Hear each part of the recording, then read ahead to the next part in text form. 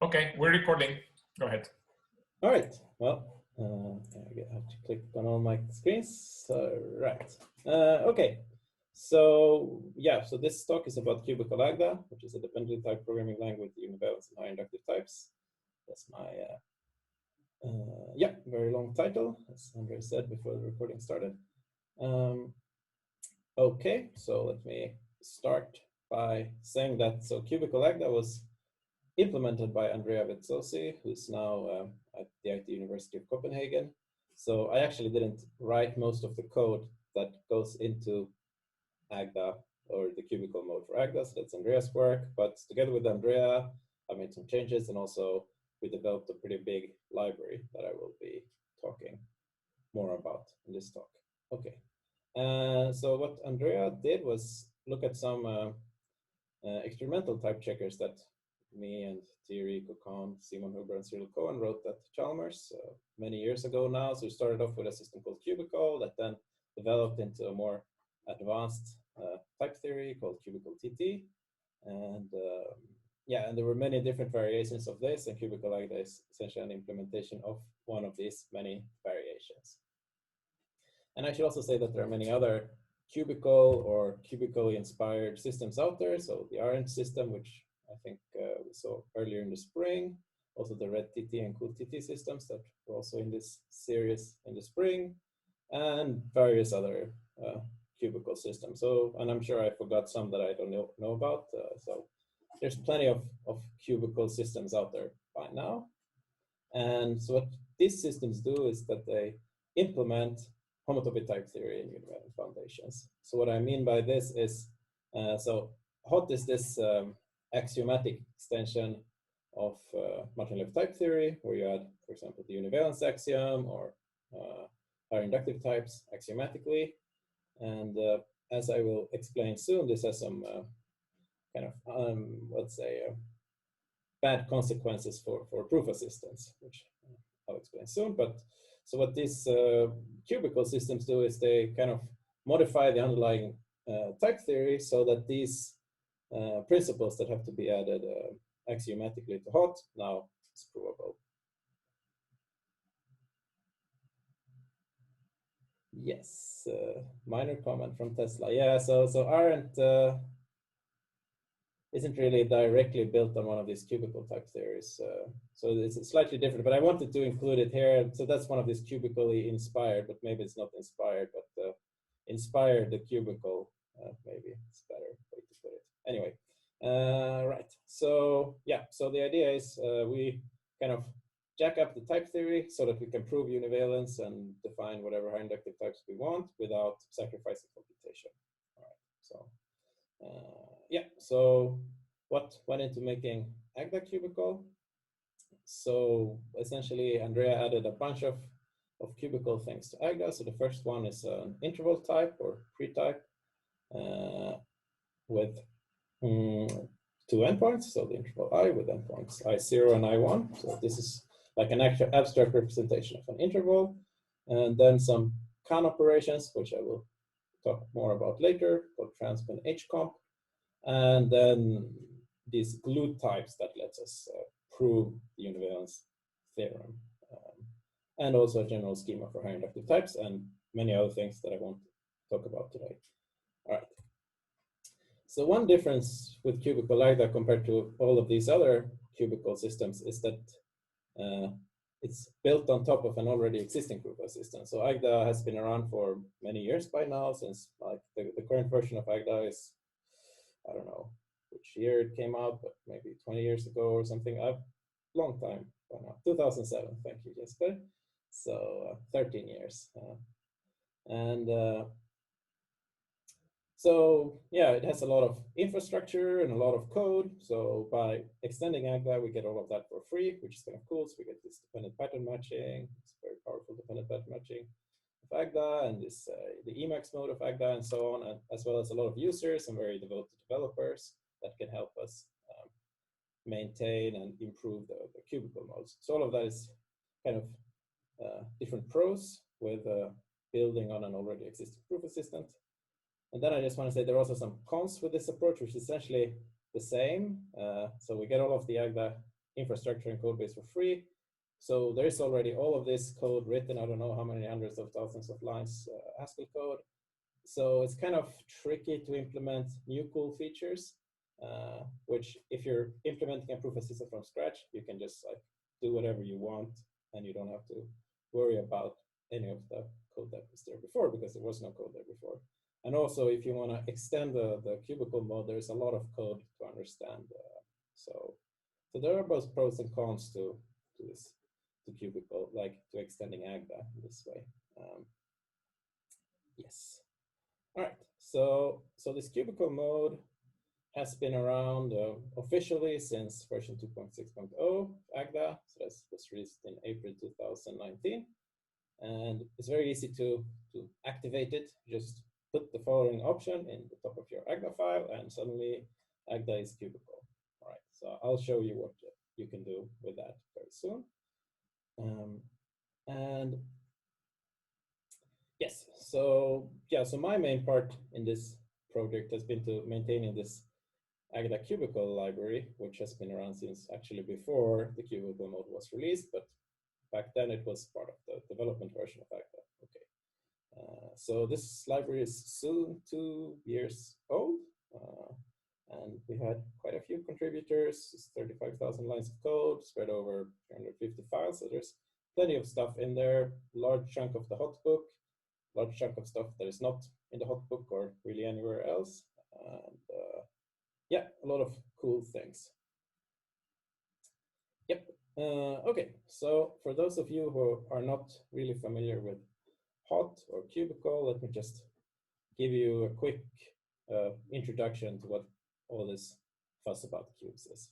All right, so when you're working in a dependently typed proof of systems like Agda or Coq or Lean, one of the types that you use the most is the inductively defined equality type, which you in Agda can write like this. So types in Agda are introduced using the data keyword, and then underscores denote where explicit arguments go. So this is some kind of equality, which is a binary operator taking 2 explicit arguments, and it has one constructor, raffle. Okay, so I'm sure probably all of you have seen this before. But anyway, so right, so this type is very important because it lets you express equations and specifications. For example, 1 + 1 = 2. So this is an example of something that is probably provable by REFL, depending on how you set things up. But in normal Agda, if you use the Agda standard library, this goes by REFL. And you have other things that are maybe more, requires a bit more proof or a bit more work to prove, like the fact that addition on natural numbers is commutative, or that functions respects equality, and so on. But all of these you can prove using the induction principle or pattern matching, which you get because equality is an inductively defined type. Right. But so that's all fine. But as anyone who has tried to do like serious mathematics or computer science with this equality, you quite quickly run into various problems related to extensionality. So this equality type is not extensional enough. And with that, I mean that you can't prove that. So if you have 2 functions f and g, and a proof that for all inputs x, the functions produce equal output, you can't actually conclude that they are equal. And you can in fact construct models that refute this principle. So it's not provable in normal Agda or Coq or whatever system you like. And there are a bunch of other useful extensionality principles that are also not provable, like propositional extensionality, which is that if you have 2 propositions that imply each other, then you can't conclude that they're equal. Or more generally, the Univalence axiom, which says that if you have 2 equivalent types, then they're equal with this inductively defined notion of equality. And it's also difficult to handle quotient types. Right. So we have all of these problems with this notion of equality, and a lot of people have thought about ways to work around it. So what HOT does, and many other people did before, is to add these kind of things as axioms. But if you add axioms to type theory, it breaks canonicity. So that's bad for various reasons. So what this means is that you can have terms of type natural number or any other type, closed type like that, which don't reduce, so closed terms of these types that don't reduce to normal forms. So you can have numbers that don't reduce to numerals. So for example, you go back to this equations 1 + 1 = 2. If you assume funnext as an axiom, you can derive a plus operation where this equation doesn't hold by computation. So, and you can probably imagine that this gets kind of annoying and proofs gets very long when you have to kind of manually unfold things and fiddle around until yeah, you prove whatever you want. So okay, so I'm not very happy with this solution. Another solution is to use this called setoid, so types with equivalent and equivalence relation, but that leads to the infamous setoid hell. So essentially you have to prove this kind of congruence lemmas like this one, that everything you do respects the relation you have for the type that you're considering and so on. So you end up with a lot of additional proof obligations that you should have to deal with because it should be dealt with automatically. So setoids also not the best solution. Then, well, someone might say, oh, maybe you should just go work with extensional type theory. So that's when you assume the equality reflection. But as we all know, this breaks type checking, and well, it's really nice to have type checking for many different reasons. So I don't like that solution either. Okay, one more solution, and maybe this thing called observational type theory, which is a version of type theory that was invented, I don't know, maybe it was 10 years ago. I'm sure someone will correct me in the chat. And so this is kind of nice. It has decidable type checking, satisfies canonicity, and you can prove things like funnext. But it's restricted to sets, which essentially means that it's incompatible with univalence. And it seems really hard to extend observational type theory to be compatible with univalence. And I like univalence, so I don't like this solution either. And then, well, then we have these cubical type theories, and they in fact satisfy canonicity, have decidable type checking, and they're compatible with univalence. So, yay, they give us everything we want, let's say. All right, so that was kind of my pitch for why cubical type theory is great. So now let me talk a little bit about what it is. So the key idea is to replace this inductive equality type with paths. So if there's one thing you should remember from this talk, it's really this thing, that cubical type theory throws out the inductively defined equality and throws in paths instead. All right, so what is a path? It's a path, which I'm just gonna write x triple equals y, is a function from this abstract interval that I mentioned briefly before, such that if you apply it to I0, you get x, and if you apply it to I1, you get y. And here, this equality here is really definitional or judgmental equality or conversion in your system, in your implementation. Okay, so they're strictly equal to x or y at the endpoints of the interval. Okay, and then, well, then you can imagine how you get cubes by just iterating this. So if you have a path taking, well, if you have a path of paths, it's a square, a path of path of paths, it's a cube, etc., etc. So this way, you kind of get this cubical structure inherently in your type theory. All right, so this lets us solve the problems I listed on the previous page of giving computational meaning to funnext, univalence, quotients, and so on. But because this equality is not inductively defined, it's a bit harder, or a lot harder, to justify the induction principle. So with the inductively defined equality, we get it for free.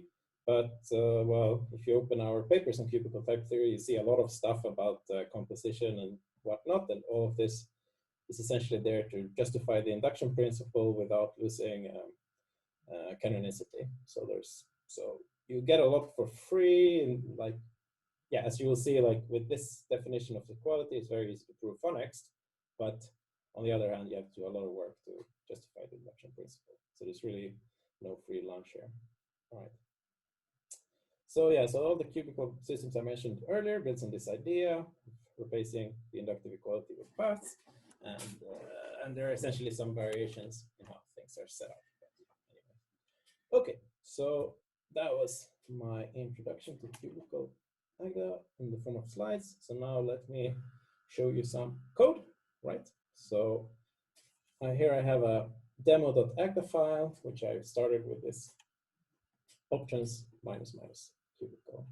All right, yeah, before I start coding, are there any questions? It's a good place for some questions about the intro. I can drink some water.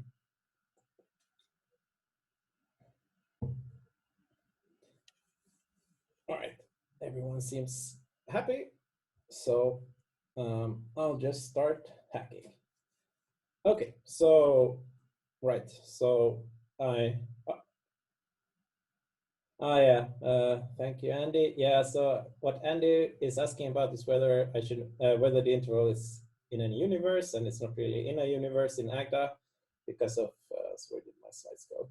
Yeah, so there was this, let me backtrack. So I had this funny thing here in front of type in parentheses. And that's because the interval is not really a type. And the technical reason is that it's not fibrant, which means that it's not in a universe in Agda. And yes, thank you, Andy. Yep, but I also quickly glossed over it, so it's good someone points it out. So the interval is kind of special, and we'll see this also when I start coding. Yeah.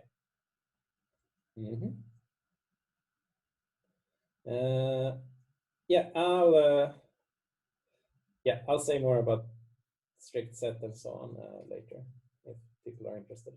All right, so let me start doing some coding. So, okay, so I start off by adding this cubicle flag, and then I import the cubicle foundations prelude, which if I shouldn't have done that. If I middle click on it, I get to a file that is in the cubicle library, which essentially has a lot of basic stuff about paths, as the comment says, and yeah.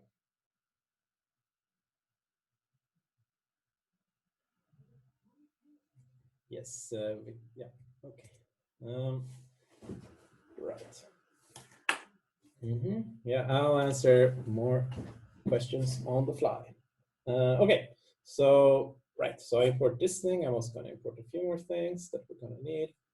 So I'm going to import equivalences, isomorphisms, and univalence. Right, very good.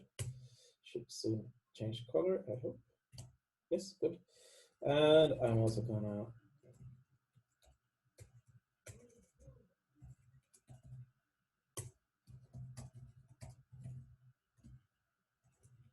import the integers and products. Okay, so some imports from the library, just to get started. Right, I don't know why this is not turning yellow. Okay, good. So, right, so as I said, so the interval is written I in Cubical Agda, and the endpoints are written I0 and I1. So the interval is I, endpoints are these. So let me just write some simple code.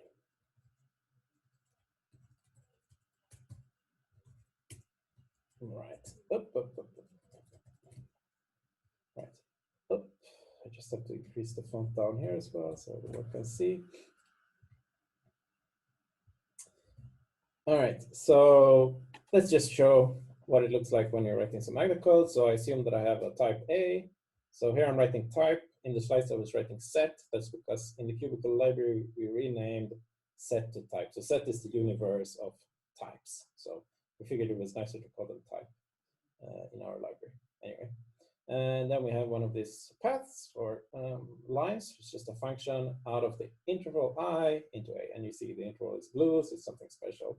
And I'm just going to produce an A, and that I can do by, for example, applying this to I0.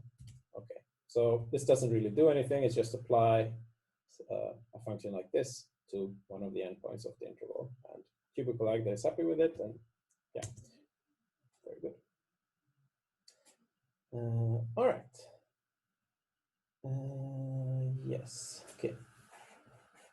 I'm going to shrink the chat because it's very confusing to see all your discussions, but keep discussing. And if someone asks me a question that I need to answer, please say it out loud.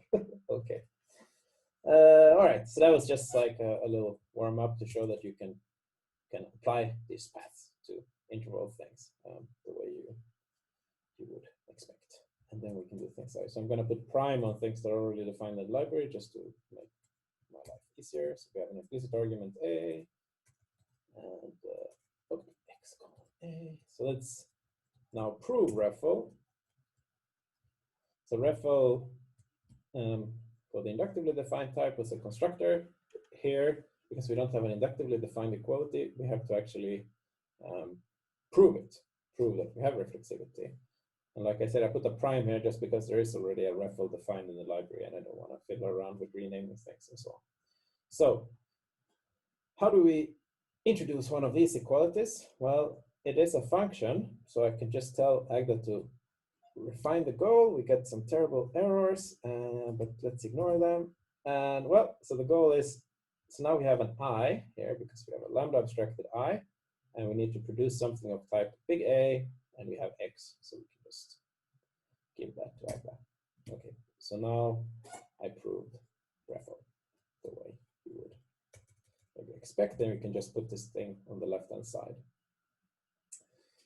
All right, and so in fact, so whenever I write x triple bar equals y, I mean the following kind of scary looking thing,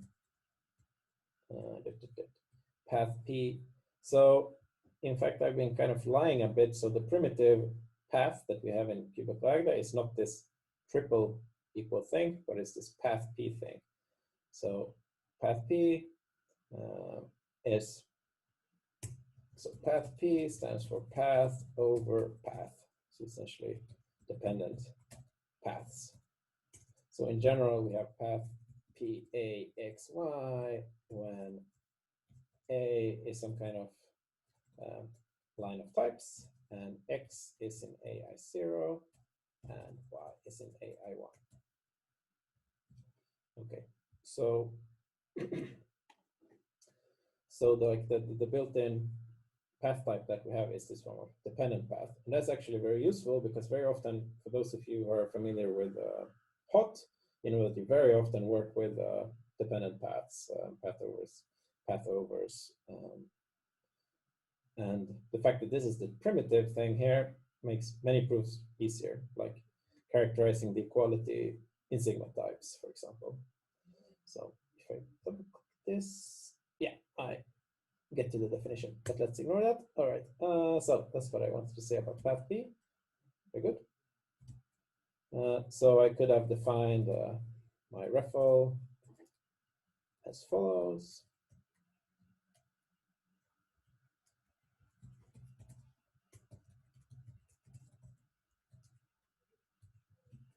And it's still type checks. Okay, so this is essentially just unfolding this triple equality to what it really says. Okay.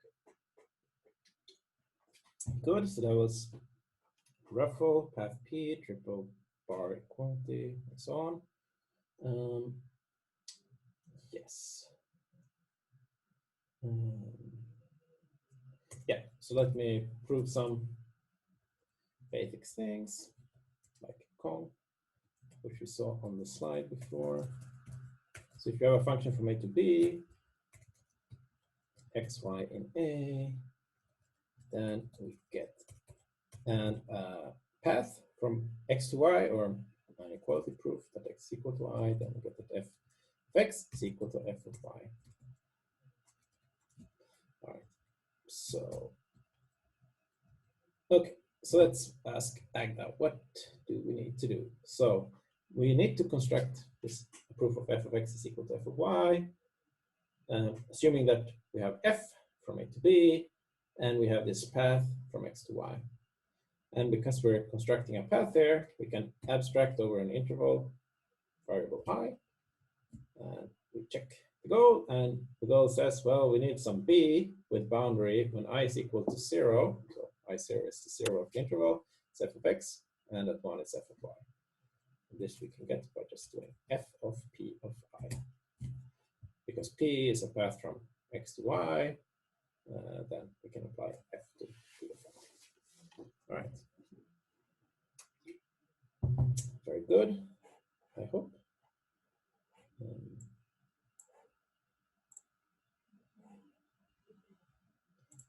Yes. All right. Okay. Oops. Okay. So now let me prove funnext. So it's essentially the same type. So I'm just going to copy it, but we have. Okay. Let me just kill the rest of the line. All right. So we have f and g from A to B. We have. Okay, let's do it on a new line. We have P, which is that for all x in A, f of x is equal to g of x. Then we want to conclude that f is equal to g. Okay, I'm less happy. So what did I have? I had P, yes. All right. So how could we prove this? Well, how do we do that? Well, right. So we had this proof that for all x in A, f of x is equal to g of x. And right, and we're constructing a path. So we abstract over I. Come on, Max. Okay, I need to steal the process. Okay, good. Now it's all good. Okay, bigger font. Right.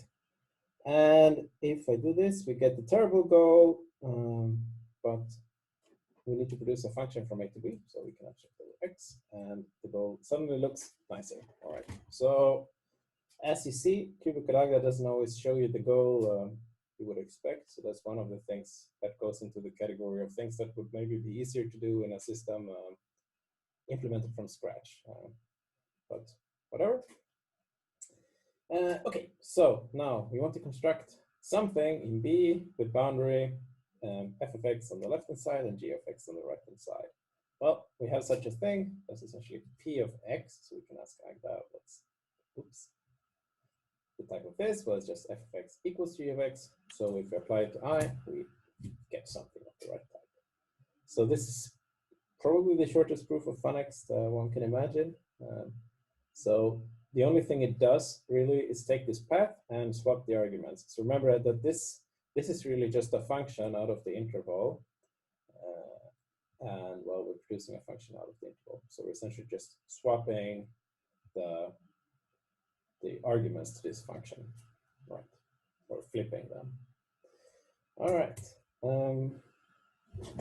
Very good. Okay, so that was funnext. Very cool. But then, like I said, so to justify this path induction or the eliminator for the induction principle, we need to do more work. So one part of this is to define transport.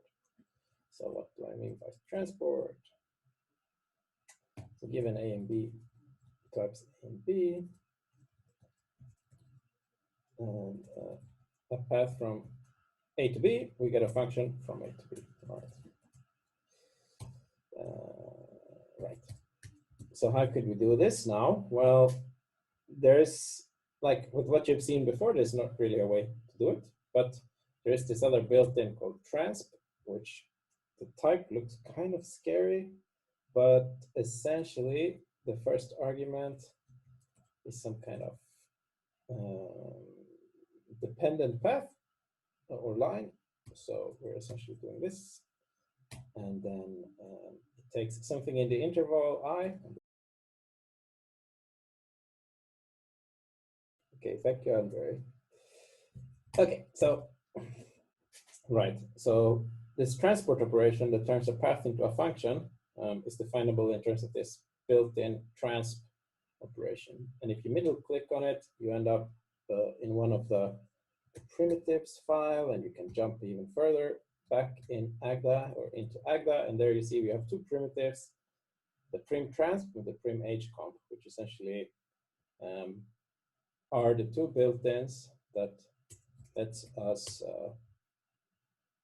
define this transport operation, and also which then lets us derive the elimination principle or induction principle. So really all the work internally in Agda is to kind of explain how this transp operation computes. And it computes by cases on which type this P lives in. So if it's a path of functions, one thing will happen. If it's a path of sigmas, one thing will happen, and so on. But so for the user, you don't really have to know much about how this works, because the library provides a lot of lemmas about transport and so on that kind of lets you work at a higher level of abstraction. So you can kind of ignore this transport operation, and there's also another primitive called hcomp, and you can mostly ignore them unless you're a power user, I would say. Well, that's what we're aiming for, at least. We might not yet be there, but I think it would be nice to have like an abstraction layer on top of these operations. All right, so that's essentially what I was going to say about transp and hcomp, and I would be happy to answer questions later or now.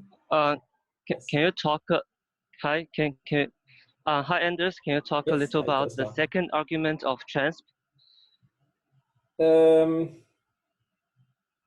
Right. So I think it's like looking at the type signature doesn't help because it's not used. No, and so the type signature is a bit underspecified. There was a discussion on the Agda list of this issue very recently, and we updated the documentation to make it slightly better. So essentially, so this interval argument is essentially there to kind of specify when this operation is constant, and that has to be there for very technical reasons that I don't want to go into now. But I could. But we updated the documentation at least, so hopefully Tesla can read that, and maybe we can chat offline later. Yeah. Okay. Yes. So there's some technical stuff going into this for sure. Thanks for the question. Yeah. All right. So let's. Yeah. Time flies when you're being Zoom bombed. So let me jump onto Univalence. Right. So what is Univalence for those who don't know? So I'm going to do it with a prime because I already imported the Univalence file. So given two types that are equivalent, I will very soon explain what that means. We get a path between the types. Right. So what does equivalent means? We can click on it and go back in go into the Agda library to see what it is. So essentially means that we have a function from A to B whose fibers, if you look at the pre-image of the map, the fiber or pre-image is a singleton.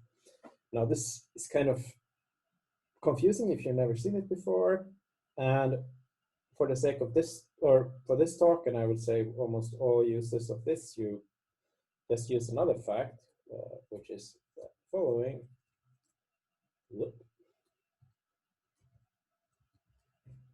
That whenever you have two types A and B that are isomorphic, which just means that you have a function from A to B, a function from B to A, and that they cancel, then this gives you a equivalence. So almost all uses of Univalence actually go through this lemma in the library. So and it's just called iso2equiv, and I'm not going to show you the proof, but essentially it's there. So how do we prove this? Well, I'm not going to show you because I'm just going to call this UA constant, but if we click it, we end up at the place where it's defined, and it's in this univalence.agda file in the foundations.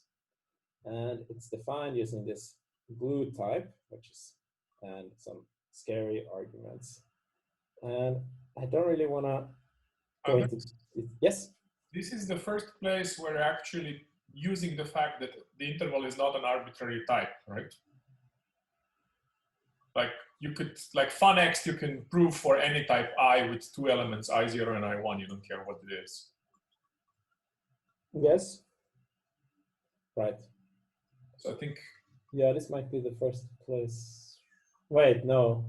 Well, I mean, what we've seen so far, a lot of that just worked for any type I.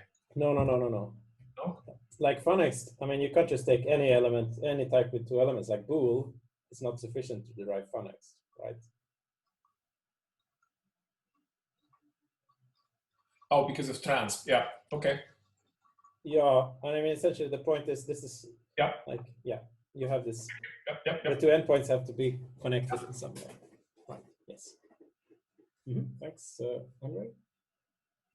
Yes, but this is also another non-trivial use of the interval.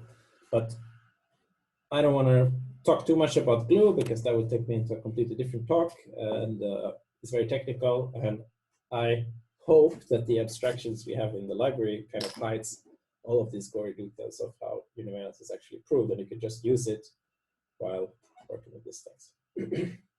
All right, so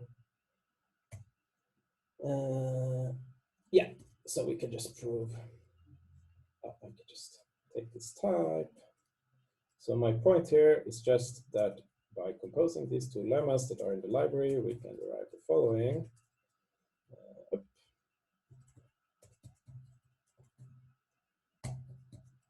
That, what have I done? Oh, I need to prime it. Okay, so whenever we have an iso, so whenever we have two maps between the two types that cancel, we get a path between them, or an equality. All right, so this is really the way we use the univalence axiom in the library, and that we tend to use because it's usually much easier to prove that something is an iso than it's an equivalence. But for technical reasons, we have to state univalence using equivalence. And I think all of this is explained in the hot book, but if you don't know, you don't really have to care because you can just use this lemma and everything's great. All right, so let me use this for something. So let me construct a cool isomorphism. So bool, not bool. So the booleans, we have false, we have true, and yeah. So one equivalence is of course the identity function. We're given by the identity function, but that's not so fun. So let's take a slightly more fun equivalence, which is given by not. So let me show you how this is written. So Agda, so all of the cool Agda stuff works. So you can automatically generate cases and so on. So we just swap false to true and true to false. Okay. And then I'm going to construct a path from bool to bool given by this function, where the isomorphism is given by this function. Okay. So just call my iso to path prime with an iso. And an iso, this is just a record, so it's a constructor taking four things. So first the two functions, well, the inverse of not is itself, and then we need some lemma, which I'm going to prove in a where.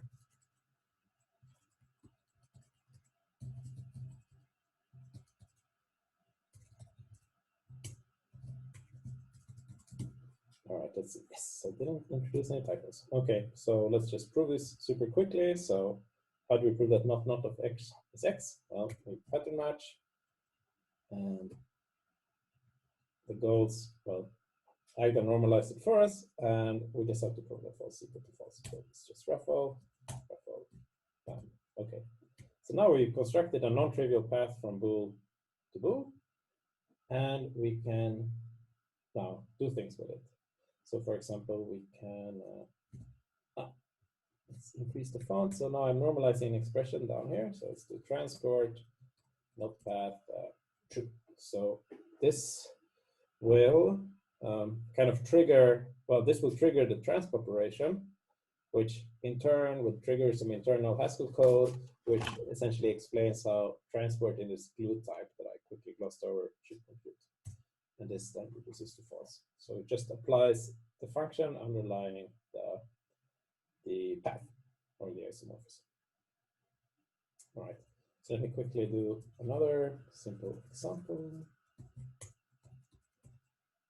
Oh yeah, I should probably also say, like, this term, this thing you can write down in hot as well, but it would not reduce to anything. So in hot, this would be a normal form, which would be a Boolean, but it's not true or false. So that's kind of cool.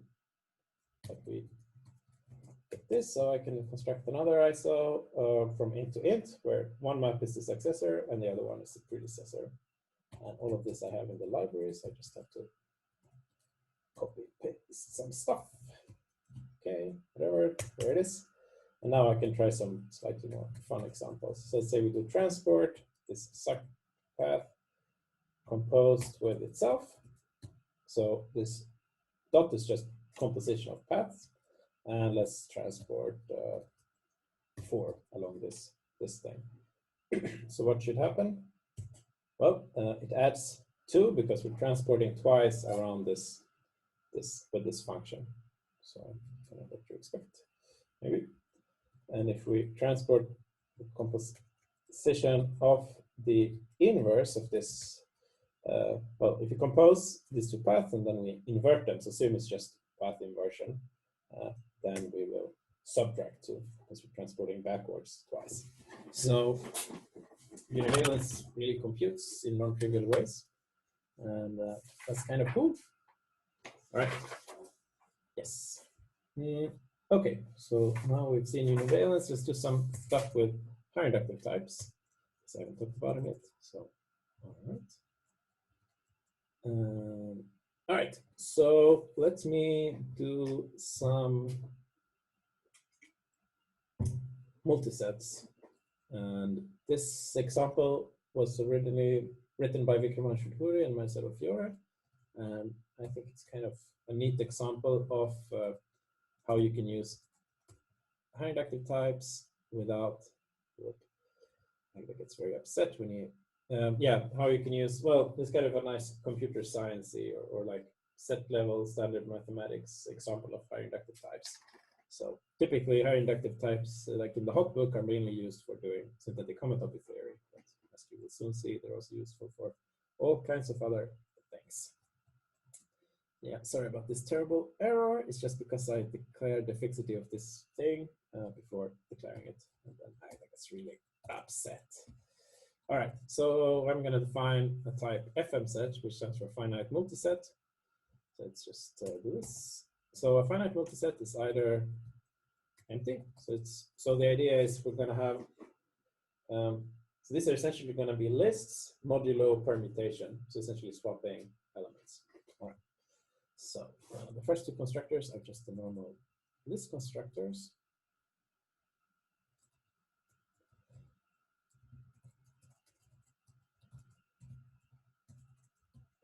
Right, so now I have defined lists, nothing fancy. And now I want to turn this into a higher inductive type by adding a higher constructor, which says that essentially 2 lists with more than 2 elements. If you permute the first 2 elements, if you swap them, then you get the same list.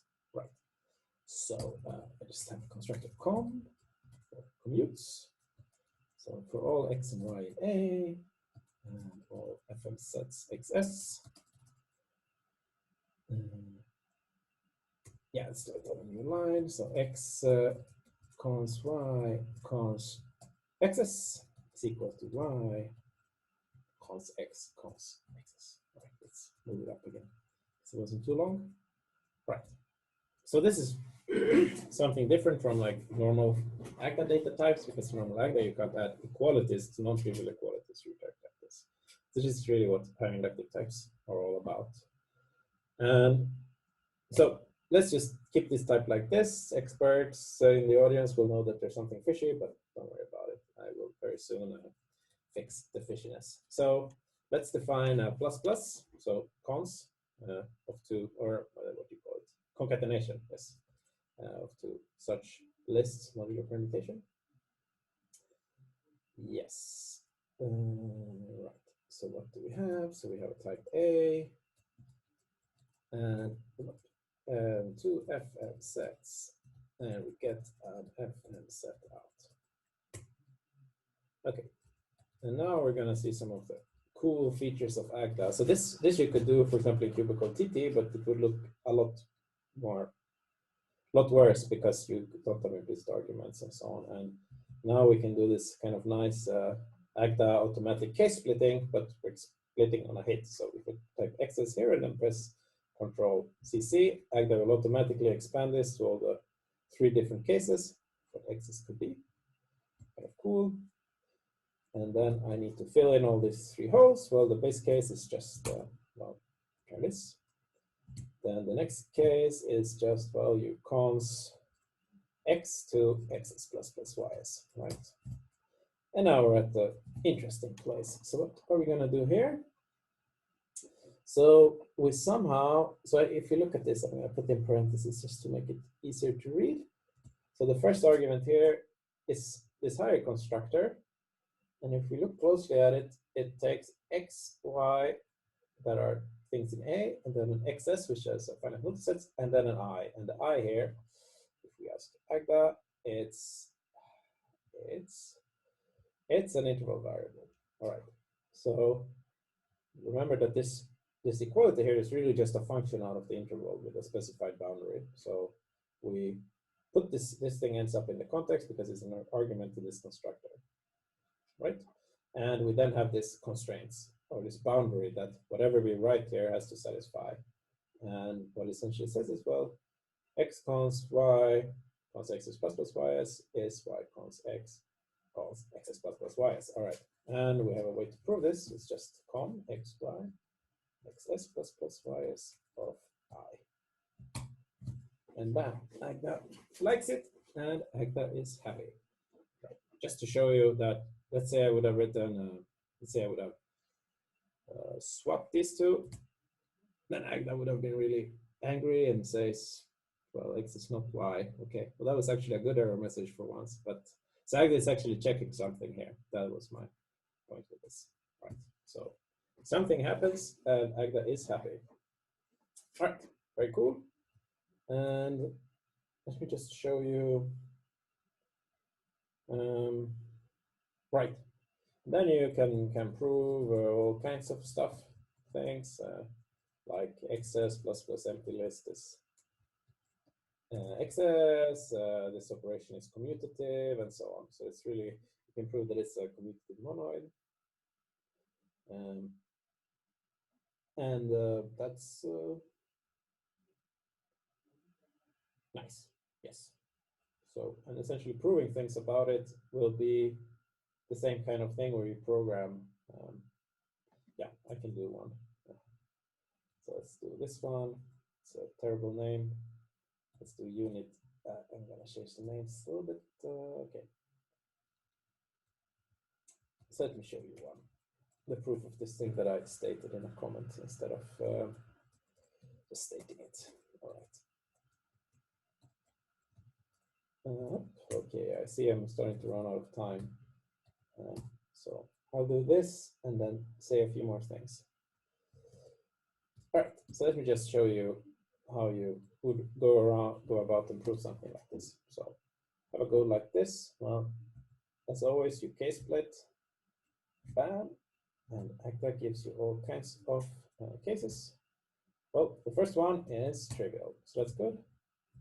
The second one, sorry, Jacques has a question. Jacques, just go ahead and ask, or you can read. yes, Jacques. Honestly asking, how is that third case of plus plus not the same as set to it held? This? Yeah. Yeah, it's a proof obligation that seems like how many times, like in set to hell, is because you have all of these extra proof obligations. Right. And you're claiming here that it's less. I'm willing to believe you, but I'm unconvinced. Right. Okay. Yes. So, well, yeah. So all of these high constructions will indeed give you a lot of proof obligations, right? Just like Jack is saying. But typically, how we write things. So when we write these functions, we actually don't do it like this in the library. So let me show you that instead of doing this proof, if I can remember. Then hopefully that will convince.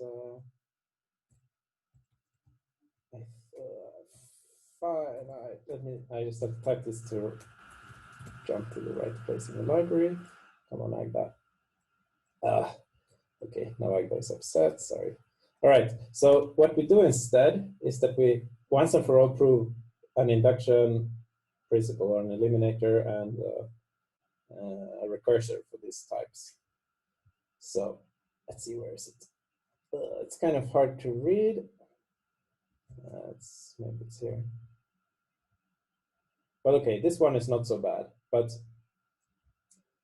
the thing so this one is the same, except there's this trunk stuff that I ignored, but let's also ignore it now. So this thing I was trying to prove by cases, we can actually prove using a special eliminator because we're eliminating. So yeah, okay. Let me go back to the other code.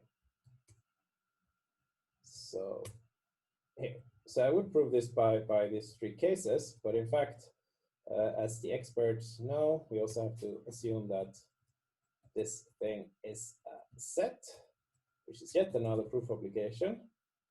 And then we need it here, and so on and so forth. So that's kind of annoying. And the reason is that, so this com constructors, if you, well, essentially you need to kill off all the higher structure in this higher negative type. So you just truncate it and say this is a set, which means that it satisfies UIP. And as soon as you've done that, you can prove this lemma, which essentially says that whenever you have some predicate on FM sets, which is proposition valued, so you're trying to prove some proposition, which is the case when you're proving some equality, then you only need to consider the base case and also the nil case and the const case. And that's what makes the actual proof that you write in the library a one-liner instead of this three. So essentially you get rid of all of these proof obligations once and for all. Hope this answered Jack's question. There might have been another question. I think Andy had his hand up at some point. Andy? Yeah, it's not so much a question. There's a lot of chat going on in the background. And I think Jacques' question has been answered in the chat. Really, we're not in setoid hell. Setoid hell is much worse than this. But there isn't a free lunch, right? I mean, you still got proof obligations, and we were sort of hoping you might prove associativity in real time, because that's a two-dimensional thing. So you get to try and satisfy constraints about cubes rather than intervals. But that's just because we're nasty. Yeah. So in this case, we could just pull up the proof of that. No, I lost it. But of course, we want you to prove it in the untruncated situation. Well then,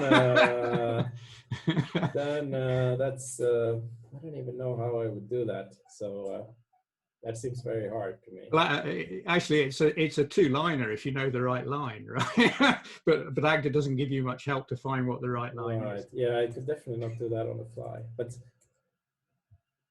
But also, if you don't have a truncation, it's not the sets. I wouldn't call it finite multisets. And as soon as you've truncated, all of this worries about higher dimensional stuff goes away, as you can see in this proof, which is now. I have a question, if I can ask about that truncation. It doesn't feel quite right. It feels like the finite multiset should be a groupoid at least. Why do you kill off all the automorphisms? Well, because it's a multiset. Oh, that's bad. But you could turn it into a groupoid if you want, and then the proofs, well, you would have to adopt them. And well, you also have to make sure that this com path has order 2 if you swap twice, that it's ruffle and stuff. Yeah, exactly. So you would have to put in a bunch of those coherences, which would make it slightly more painful to work with. Yeah, but it will make it actually a type of finite multisets. This is like a type of isomorphism classes of finite multisets or something like that. It's not the right type. Okay, I guess I could rename it to truncated finite multiset, whatever. I mean, I could also just truncate this to be a groupoid. But then, yeah, like you said, there's some stuff missing. So, but anyway, it's nice. So you can do this, I guess. Right. Yes. So I don't know if my answers answered all the questions, but maybe I should right. So my point is essentially, well, you could do this, or you could add more constructors here. And then essentially reasoning about these hits would just be done by pattern matching, and there would be some extra complexity because of the higher dimensional stuff. But it's definitely doable. So I guess that's the takeaway about the hits here.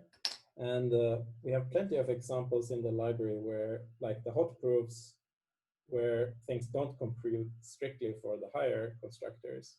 They were extremely hard, but cubically they were very kind of straightforward, like the 3x3 lemma for pushouts was this 3,000 line proof in hot Agda by Guillaume, and we reduced it to about 200 lines of code in Cubical Agda, so that's several magnitudes smaller. So yeah, that's cool, I think, and we have plenty of other like this synthetic homotopy theory results, and currently we're working mainly on integral cohomology and computing cohomology groups and stuff like that. All right. Okay, I should probably wrap up. And I had, of course, prepared much more, and I got Zoom bound. So I wanted to say a few things about the structure identity principle, because that's another thing that we've been working on recently. So one of the cool consequences of Univalence is this structured identity principle, which essentially says that if you take a type and some structure on that type, let's say you have a type and the fact that it's a monoid, then whenever you have another type with a monoid and a monoid equivalence between these two types, you can transport results and programs between these types of monoids or groups or rings or whatever you want. And this is very useful in mathematics and also in computer science. So we have a formalization of this principle in this file. And essentially what it says, so given a structured equivalence of types, you get a path of types. So then you have to explain what the structured equivalence is and so on and so forth, and there's no time for me to do it. But essentially, think of monoids, and so if A and B are monoids, so this A and B are typed with structure, and the structure is a predicate on a type. So if this is monoid, then A and B are monoids, and this funny thing is just a monoid equivalence, then we get a path between the monoids. So that's pretty neat, and there's plenty of cool stuff you can do with that. And the only tricky thing is to prove that that monoids and monoid equivalents form what we call a univalent structure. And I don't really have time to explain all of this because that should be a separate talk. But let me just say that these proofs are pretty much automated in the library using reflection. So here, for example, is the definition of when something is a monoid, whatever, it has a neutral element and a multiplication, and it satisfies various axioms. Okay, and then somewhere down here, a lot of code, we have this statement that I was just saying out loud, that two equivalent monoids induces path between the monoid types.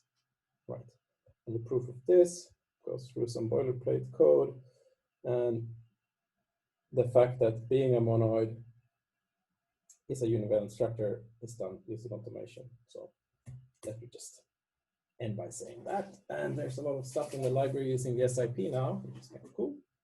And yeah, that's that.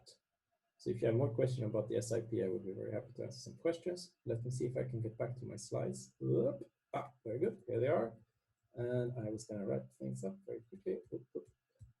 Okay, so what did I do today? So I showed you a few things in Cubical Agda. So you can do Phonext, Univalence, and you can also do quotients using higher types. And the structure identity principle that I just very briefly talked about, combined with hits, gives you, well, lets you prove various representation independence results and automatically transfer programs and proofs between equivalent structured types. And we have plenty of examples of that by now. So these multisets, but also queues, for example, you can implement queues. So this first in, first out data structure and transport programs and proofs between different representation of queues. And matrices. We've also done a bunch of other things.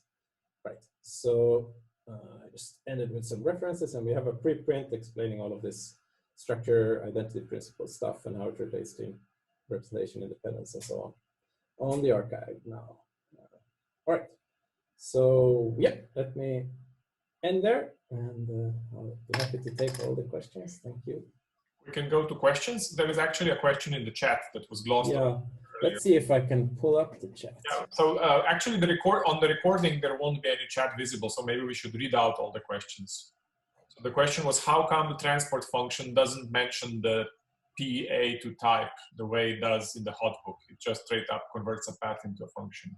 Ah, okay, so that's a mismatch in terminology. So what we call transport, so what the hotbook called transport, I think we call subst. So it's just a mix-up of yeah, terminology.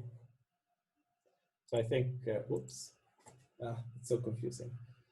Oops, there was the evil stuff. So let me just very briefly show you the thing I'm talking about. So I think what this person is talking about is like whenever you have a predicate on a type A like this and a path x equal y, then you get a function from b of x to b of y. Maybe this is called transport in the hotbook. I don't know. We call it subst because it follows from this. This is essentially substitution. Okay, and then there's another question is, can you say something about XTT given OTT is not nice? Sorry, what was the question? Can you say something about XTT, which I take it to be what? The extensional type theory, given that OTT is not nice? Oh, I see the question. Okay, so XTT is this recent take on OTT by, let's see, so let's we don't forget it name. So it's Carlo and Julie, Daniel Grazer, and John Sterling, right? So they developed this XTT, which is kind of a new take on extensional type theory, but which is kind of inspired more by OTT than well, computational type theory. And they are using some of these cubical things like the interval and so on, but it's also not higher dimensional. So at least it's not the way it's written in the paper. So they don't get propositional extensionality, for example, or univalence. So, but yeah, that's really nice. I think that is, I would say, a really nice system for doing set level mathematics or computer science. So yeah. All right. Hope that answered the question, Tesla. Okay. So another one was if there are any simplified implementations of cubical, and that's, I'm sure you can answer that. So it's Victor Maya. I'm very interested in simple implementations of cubical core. Are there any around? So your earlier versions, would you right? So I guess look at those? Yeah, I mean, so well, I mean, cubical TT is not too complicated. It's just a few hundred lines, the type checker. But I mean, there's plenty of stuff that you could do to simplify it more. Okay, but it looks like the audience is already taking care of itself there. Yeah. Jacques has another question. So the boilerplate you had for monoid was already quite substantial and a little bit frightening. I'm thinking, what if I'm interested in vector space over a field? How much is it going to be, thousands of lines of boilerplate code that I have to swallow? No. So this blob of boilerplate that you saw is essentially the same for everything. So it's a constant size of boilerplate at the moment. It's just a few hundred lines of boring code. But in fact, we have a pull request by Evan Cavallo that gets rid of 90% of this boilerplate and automates it as well. So the problem is really that when you want to work with, so you want to use records as much as possible because it's more efficient and easier than using sigma types. But this kind of SIP infrastructure works with sigma types because you can't really quantify over arbitrary records in type theory. So the boilerplate that I very quickly glossed over is essentially translating between the record and the nested sigma type and back again. So that could definitely be automated. And for example, in the hot library, in Coq, they automate this kind of translation. So this is another instance where we really want to be able to internalize record types in type theory to be able to do interesting things. Yes, yeah, I would love to see that, but as far as I know, there's no proposed type theory with first-class record types. Well, maybe there is. I'm just not aware of. But yeah, this is another example of that. Thanks. Yeah. How stable is Cubical Agda? Let's say semi-stable. It kind of. So in terms of Greek letters, where is it? Alpha, beta. Let's say we're probably might be at beta now. So I might want to do a very, very substantial change which will break the complete library, but we'll see if that happens. So until that happens, it's going to be very stable. It's constantly crashing. Yes, yes, exactly. So Egbert is touching on what I'm saying. So there's this equivariant cubical model, which is essentially equivalent to spaces, which essentially justify doing synthetic homotopy theory. So what I want to do is I want to kind of change Cubical Agda so it interprets into that model. Wow, now I see myself. Yeah, I turned off the screen sharing. This is something I always forget. When there is a discussion, it's better to turn off screen sharing. As long as no one hijacks it, then we see very nasty drawings again. Anyway. Yes, okay. So we'll see. There might be an equivariant Cubical Agda, in which case everything in the library will break and we'll have to rewrite it. But after that, it will be stable. And if we don't do this change, it will remain pretty much stable as it is. Yes. Okay, Egbert has a question. No, I kind of answered that. Equivariant Cubical Agda. Yeah, exactly. So I said we might want to do that, and that might be what breaks the whole thing. So we'll see. Any other requests for various kinds of Agda? Nope.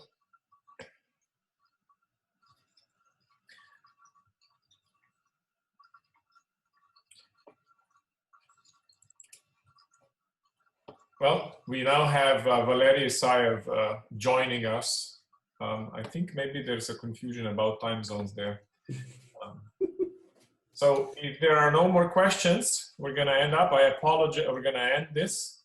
I apologize for the Zoom bombing. This was the first time it happened. Yeah, me too. I think the mistake I made was that I directly published the Zoom link on Twitter.